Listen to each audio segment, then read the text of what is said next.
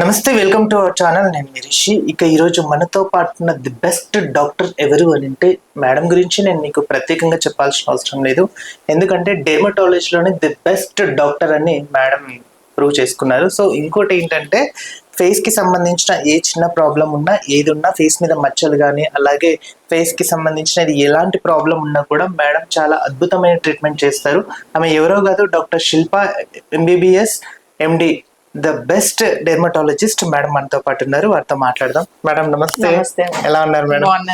Okay, చాలా రోజుల తర్వాత కనిపించారు.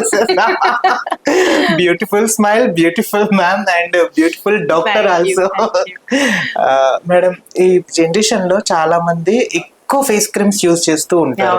అంటే చిన్న ఏదైనా ఉన్నా కూడా, పింపుల్స్ వచ్చినా కూడా ఎక్కువ ఫేస్ క్రీమ్స్ అని అవన్నీ మార్కెట్ లో కొత్తది ఏది కనిపించినా కూడా దాన్ని అప్లై చేయాలి, దాన్ని ఏదో ఒకటి చెయ్యాలి అని చెప్పేసి కూడా చేస్తూ ఉంటారు. యాజ్ ఇవన్నీ చేసినా కూడా ఫేస్ అనేది యాజ్ ఇట్ అలాగే ఉండిపోతుంది. ఇంకోటి అది వాడడం వల్ల కూడా ఇంకా కొంచెం ఇన్ఫెక్షన్స్ గానీ లేకపోతే వేరే ప్రాబ్లమ్స్ అలాంటి వాటికి డెర్మటాలజీగా మీరు ఏం చెప్తారు? సో మెయిన్ గా ఇది ఓవర్ ద కౌంటర్ డ్రగ్స్ ఎక్కువ అయిపోతున్నాయి. అంటే బ్రాండ్స్ ఎక్కువ అయిపోవడం, లేకపోతే సోషల్ మీడియా అవేర్నెస్ ఎక్కువ అవ్వడం. సో అవేర్నెస్ యాక్చువల్ గా స్కిన్ కేర్ ఎట్లా తీసుకోవడం మీద ఇస్తే బాగుండేది. బట్ అదేంటంటే సేల్సీగా అయిపోయి ఒక్కొక్క ప్రోడక్ట్ సెల్ చేయడానికి ఏవేవో యాడ్ చేసి వాళ్ళకి అది సూట్ అవుతుందా లేదా అదేం తెలుసుకోకుండా కంపల్సరీ వాళ్ళు ఏంటంటే అబ్సెషన్ తోని యూస్ చేసేస్తున్నారు just to get this so called Korean glass skin. ఇట్లాంటి ఏమంటారు సోషల్ మీడియా ఫిల్టర్స్ వస్తాయి చూసారా, ఆ ఫిల్టర్స్ ని టార్గెట్ లా తీసుకొని చాలా మంది యూస్ చేసేస్తా ఉంటున్నారు.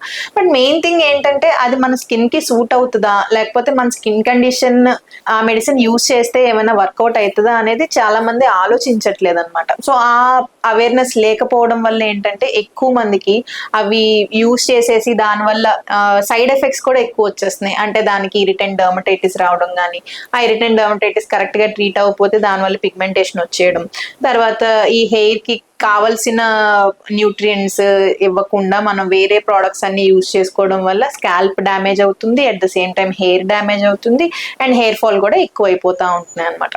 సో ఈ కండిషన్స్ జనరల్ గా వీళ్ళు ఏమంటే మెయిన్ గా ఒక డర్మటాలజిస్ట్ ని కలిసి వాళ్ళ ఒపీనియన్ తీసుకొని అసలు వాళ్ళ స్కిన్ టైప్ ఎట్లా ఉంది, అసలు స్కిన్ యొక్క డిసీజ్ ఏంటి, దాని ప్రాబ్లం ఏంటి, దానికి ఏం సొల్యూషన్ ఇస్తే బాగుంటుంది అని చిన్న డిస్కషన్ పెట్టుకొని ఉంటే ఇట్లాంటివి చాలా మటుకు అవాయిడ్ చేసేసుకోవచ్చు. రైట్ మేడం, ఇప్పుడు ప్లాస్టిక్ సర్జరీ కూడా మీరు చేస్తూ ఉన్నారు. సో మెనీ పేషెంట్స్ కి కూడా ఎన్నో కేసెస్ సక్సెస్ఫుల్ అయినాయి. అంటే ఇప్పుడు ఒక స్కిన్ కి ఇక్కడ ఏదైనా ప్రాబ్లం వచ్చింది అంటే ప్లాస్టిక్ సర్జరీ చేయించుకోవాలనే వర్డ్ ఆల్మోస్ట్ వస్తూ ఉంటుంది. కానీ కొంతమంది అది భయపడుతూ ఉంటారు కదా మేడం, అలాంటి వారికి మీరు ఏం చెప్తారు? ప్లాస్టిక్ సర్జరీ అందరికీ సజెస్ట్ చేయమన్నమాట. ఒక్కొక్క డిసీజ్ యొక్క కాజ్ వేరే ఉంటుంది. ఆ డిసీజ్ కి ఏ స్టేజ్ లో వాళ్ళు ప్రెజెంట్ అయ్యారు, ఆ స్టేజ్ కి ఏం ట్రీట్మెంట్ ఇస్తే బెటర్. సో ఇట్లా మనం స్టేజ్ వైజ్ గా టైలర్డ్ ట్రీట్మెంట్ ప్లాన్స్ అనేవి ఉంటాయి అన్నమాట. ఒకవేళ ఒక పింపుల్ తో వచ్చారనుకోండి, వాటికి మెడికేషన్ తో అయిపోతుంది. అదే ఒకవేళ ఆ పింపుల్స్ ఎక్కువ అయిపోయి దానివల్ల మచ్చలు అట్లా ఏమైనా ఫామ్ అవుతే వాళ్ళకి పీల్ సజెస్ట్ చేస్తాం. అదే కాకుండా కొంతమందికి ఆ గిల్లేసే హ్యాబిట్ ఉంటుంది పింపుల్ రాగానే. సో వాళ్ళకి ఏంటంటే వేరే టెక్నిక్స్ ఎంఎన్ఆర్ఎఫ్ కానీ లేకపోతే ఏమైనా టీసీఏ పీల్స్ కానీ ఇట్లాంటివి జనరల్ గా సజెస్ట్ చేస్తాం అనమాట. ఇవేమీ అవ్వట్లేదు అని అనుకున్నప్పుడు జనరల్ గా మనం ప్లాస్టిక్ సర్జరీ వైజ్ కానీ ఏమైనా సజెస్ట్ చేస్తాం వాళ్ళకి. అంటే డీప్ స్కార్స్ ఉన్నప్పుడు స్కార్ రీమోడలింగ్ కానీ ఇట్లాంటివి జనరల్ గా చెప్తాం. అంతే తప్పిస్తే ప్రతి ఒక్క పేషెంట్ కి మనం ప్లాస్టిక్ సర్జరీ ఏం సజెస్ట్ చేయము. It depends upon at what stage and what is the underline condition చూసుకొని దాన్ని బట్టి వి ప్రెజెంట్ ఇట్. చాలా మంది ఫోన్స్ కి అట్రాక్ట్ అవుతూ ఉన్న క్రమం చూస్తూ ఉంటాం. ఎక్కువసేపు మేల్కొంటూ ఉంటారు. దానివల్ల స్లీప్ ప్రాపర్ గా లేకపోతే ఇలా కంటి కిందికి ఇలా వస్తూ ఉంటాయి. సో ఈ మధ్య కాలంలో అదేదో ఫేస్ లో ఇట్లా పెట్టి ఐస్ క్రీమ్ లో పెట్టి అవి చేస్తున్నారు. అయినా కూడా కొంతమంది తగ్గట్లేదు. అలాంటి వారికి ఎలా ట్రీట్మెంట్ చేసుకోమని చేసుకుంటే బాగుంటుంది? సో జనరల్ గా ఇది అండర్ ఐ డార్క్నెస్ అనేది చాలా మందికి కన్ఫ్యూజన్ అనమాట. అంటే లైక్ అది ఓన్లీ స్లీప్ డిస్టర్బెన్స్ వల్ల లేకపోతే జెనెటిక్ వైజ్ ఉంటుంది అని చాలా మంది అనుకుంటారు. బట్ దానికి డిఫరెంట్ కాజెస్ ఉంటాయి. ఒకటి ఈ కంటిన్యూస్ ఈ జెన్జీ వాళ్ళు కంటిన్యూస్ స్క్రోలింగ్ అనేది అవుతా ఉంటుంది. సో అది కాకుండా స్లీప్ డిస్టర్బెన్స్ ఉంటా ఉంటుంది, అంటే లేట్ నైట్ పడుకోవడం, లేట్ గా లెగవడం, ఇట్లాంటి డిస్టర్బెన్సెస్. అండ్ మోర్ ఓవర్ ఒక్కొక్కసారి స్ట్రెస్ అవ్వచ్చు, జెనెటిక్ కాజెస్ అవ్వచ్చు, బోన్ మేకప్ కావచ్చు. సో డిపెండ్స్ అపాన్ ఆ కాజ్ ఏంటో తెలుసుకొని దాన్ని బట్టి ఆ ట్రీట్ చేసుకోవడంలోని రిజల్ట్స్ అనేవి కనిపిస్తా ఉంటాయి. Right madam. హెయిర్ కి సంబంధించిన విషయం కూడా చూసుకున్నట్టయితే ఒక్కొక్కరికి కొంతమంది గ్రోత్ అనేది పెరగదు, కొంతమందికి ఆటోమేటిక్ గా పెరుగుతూనే ఉండాలి. అంటే అది జీన్స్ ఎఫెక్ట్ సంథింగ్ ఏది అనేది కూడా అంటూ ఉంటారు కొంతమంది.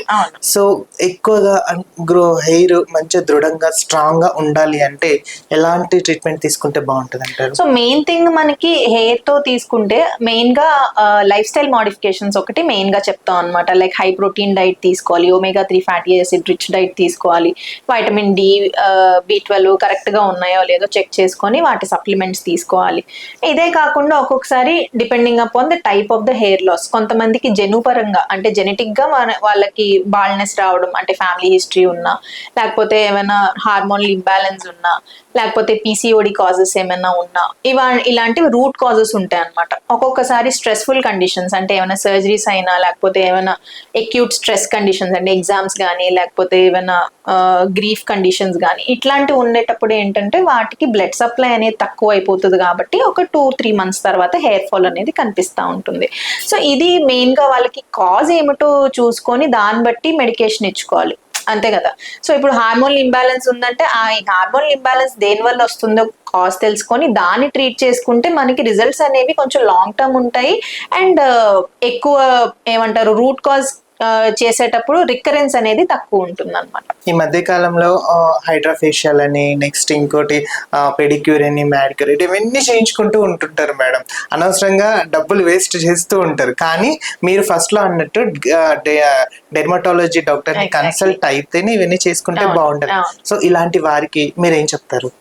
చిన్నవి లైక్ థ్రెడ్డింగ్, వ్యాక్సింగ్ ఇట్లాంటివి ఓకే, బట్ అది కూడా మనకి రెగ్యులర్ గా వస్తుంది. లేకపోతే మన ఉన్న హెయిర్స్ మన పియర్స్ తో కంపేర్ చేసుకుంటే థిక్ గా ఉన్నాయి ఆ హెయిర్స్, లేకపోతే this is not like normal, లేకపోతే ఒక సిండ్రోమిక్ కండిషన్స్ లైక్ యాక్నే ఉండడం, హెయిర్ ఫాల్ ఉండడం, అన్వాంటెడ్ హెయిర్స్ ఉండడం, వెయిట్ ఎక్కువ గెయిన్ చేయడం, లేకపోతే ఇన్సులిన్ రెసిస్టెన్స్, అంటే ఈ నెక్ ఏరియాస్ దగ్గర కొంచెం నల్లగా అవ్వడం, చిన్న పురిపిటికాయల్లాగా రావడం, ఇట్లాంటి కండిషన్స్ ఏమైనా ఉన్నప్పుడు ఒక్కొక్కసారి ఒక డర్మటాలజిస్ట్ ని కానీ, లేకపోతే ఒక గైనకాలజిస్ట్ ని కానీ కలిసి వాళ్ళకి ప్రాబ్లం ఏంటి అంటే ఒక అల్ట్రాసౌండ్ స్కాన్ ద్వారా మనకి జనరల్ గా తెలుస్తుంది అనమాట ఏం కాజ్ అవుతుంది అన్నది. సో ఆ చిన్న ఏమంటారు మన బాడీ ఇచ్చే సైన్స్ ని మనం జనరల్ గా అవాయిడ్ చేయకుండా అదేదో చెప్దామని ట్రై చేస్తుంది కాబట్టి దాన్ని బేస్ చేసుకొని మనం చిన్న కన్సల్టేషన్స్ లాంటివి తీసుకోవడం వల్ల ఇలాంటివి అవాయిడ్ చేసుకోవచ్చు. బట్ ఈ over the counter drugs use చేయడం కానీ, లేకపోతే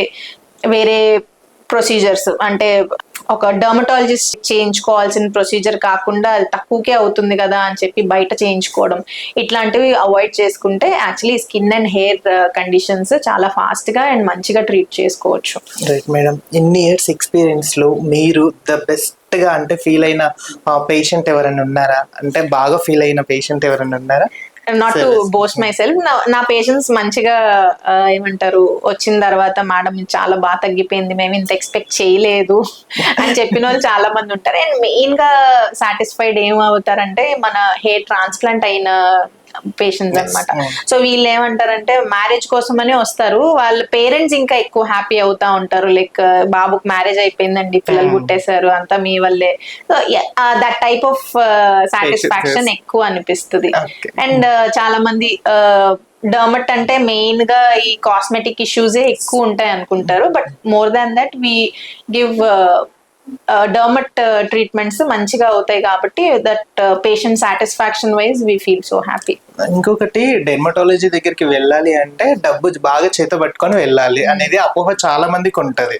అంటే ఒక ఫేస్ కి అందంగా నీట్గా ఇంకా బాగా కనిపించాలంటే మినిమం 1000 నుంచి లక్షల దాకా ఖచ్చితంగా అవుతుంది అని ఒక అపోహ చాలా మందికి ఉంటుంది. అలాంటి వారికి మీరు ఇచ్చే సజెషన్ ఏంటి మేడం? ఒకటి ఏంటంటే డర్మట్ కన్సల్టేషన్ తీసుకోవడంలో మనకేమీ అంత ఖర్చు అయితే ఏం అవ్వదు, బట్ ఆ ప్రోడక్ట్స్ లోని డిఫరెన్స్ ఉంటుంది. సో ఇప్పుడు మనం జనరల్ గా బీపీకి కానీ షుగర్ కి కానీ టాబ్లెట్స్ యూజ్ చేసుకునేటప్పుడు ఆ చిన్న టాబ్లెట్ మనం నోట్లోకి వేసుకుంటాం. బట్ స్కిన్ అనేది మన బయటకి ఎక్స్పోజ్ అయ్యే ఏరియాస్, అంటే ఒక డస్ట్ కానీ లేకపోతే ఏమైనా కెమికల్స్ కానీ వాటన్నిటి నుంచి రియాక్ట్ అవ్వకుండా ఆ స్కిన్ అనేది మనల్ని ప్రొటెక్ట్ చేస్తుంది. అటువంటి స్కిన్ మనల్ని ప్రొటెక్ట్ చేస్తున్నప్పుడు మనం రాసే ఆయింట్మెంట్ కూడా, స్కిన్ పైన రాసే ఆయింట్మెంట్ కూడా ఎంతవరకు అది పెనిట్రేషన్ ఉంటుంది. సో ఆబ్వియస్లీ అది కూడా లోపలికి వెళ్లకుండా స్కిన్ అనేది ఆపుతుంది. సో ఆ టెక్నాలజీ మనం యూస్ చేసి దాన్ని స్కిన్ లోపలికి వెళ్ళేలాగా చేస్తాం కాబట్టి ఆ ప్రోడక్ట్ వైజ్ వాళ్ళకి కాస్ట్ పడుతుంది. అంతే తప్పిస్తే it is not that dermatologist కి ఇచ్చేది ఏం ఉండదు అందులో. రీల్స్ లలో అండ్ నెక్స్ట్ ఫేస్బుక్ లలో ఇవన్నీ చాలా కనిపిస్తూ ఉంటాయి మేడం. ఒకటి చిన్నది, ఇది వాటర్ లో వేసుకుంటే స్కిన్ బాగా సెలబ్రిటీస్ లాగా గ్లో వస్తుంది ఇవన్నీ అని చెప్పేసి కూడా. అయితే రీసెంట్ గా నా ఫ్రెండ్ కూడా ఇదే ట్రై చేశారు, కానీ ఏ రిజల్ట్ రాలేదు. ఇలాంటి అపోహలు ఉన్నప్పుడు డాక్టర్స్ గా మీరు అంటే దీని మీద ఏదైనా చెయ్యాలనే ఆలోచన రాలేదా? యాక్చువల్లీ అవుతున్నాయి కదా చాలా మంది. ఈ ఏమంటారు, యాంటీ స్క్వాడ్ గానీ లేకపోతే I don't want to take the names, ఈ వేరే ఓవర్ ద కౌంటర్ ప్రొడక్ట్స్ ఏవైతే వాళ్ళు ప్రొడ్యూస్ చేస్తున్నారో అది డర్మటాలజిస్ట్ టెస్టెడా లేదా అన్నది దాని మీద కూడా యాక్చువల్లీ రన్ అవుతా ఉన్నాయి. సో సూనర్ లేటర్ అది జనరల్ గా it will be eradicated. Okay, face ఇంకా మంచిగా నీట్ గా ఒక మనిషి బాగా యంగ్ గా స్ట్రాంగ్ గా కనిపించాలి అంటే న్యాచురల్ ఫుడ్ ఏదైనా ప్రిపేర్ చేస్తారంటారా మీరు? సో న్యాచురల్ ఫుడ్ కన్నా మెయిన్ గా చెప్పేది కాన్ఫిడెన్స్ లెవెల్స్. సో కాన్ఫిడెంట్ గా ఉండాలి అనుకున్నప్పుడు you have to follow the basic rules. అంటే తొందరగా పడుకోవడం, హైడ్రేషన్ మంచిగా తీసుకోవడం, ఫుడ్ కూడా మంచి న్యూట్రిషియస్ ఫుడ్ అంటే హై ప్రోటీన్స్ లేకపోతే యాంటీ ఆక్సిడెంట్ రిచ్ డైట్స్ ఇట్లాంటివి తీసుకోవడం వల్ల జనరల్ గా మనకి ఈ ప్రాబ్లమ్స్ అనేవి మోస్ట్లీ సాల్వ్ అయిపోతాయి. బట్ సమ్ టైమ్స్ ఒక్కొక్కసారి జెనెటిక్ వైజ్ కానీ లేకపోతే వాళ్ళ లైఫ్ స్టైల్ హ్యాబిట్స్ వల్ల కానీ లేకపోతే ఒక్కొక్కసారి వాళ్ళ స్ట్రెస్ లెవెల్స్ వల్ల కానీ ఇవన్నీ కూడా జనరల్ గా it might effect your skin and hair also. Thank you madam, thank you, valuable information మాకు ఇచ్చారు. Thank you so much. Thank you so much. చూసారు కదా వ్యూవర్స్, మీకు కూడా స్కిన్ కి కానీ హెయిర్ కి కానీ ఇలాంటి ప్రాబ్లం ఏది ఉన్నా సరే కానీ డాక్టర్ శిల్ప గారు చిరంజీవి హాస్పిటల్లో అందుబాటులో ఉంటారు. సో మీకు కూడా ఇటువంటి ప్రాబ్లం ఏదైనా ఉంటే మేడం ని కన్సల్ట్ అవ్వండి. So madam the best treatment ఇస్తారు. Thank you. మరిన్ని అప్డేట్స్ కోసం keep watching people media point.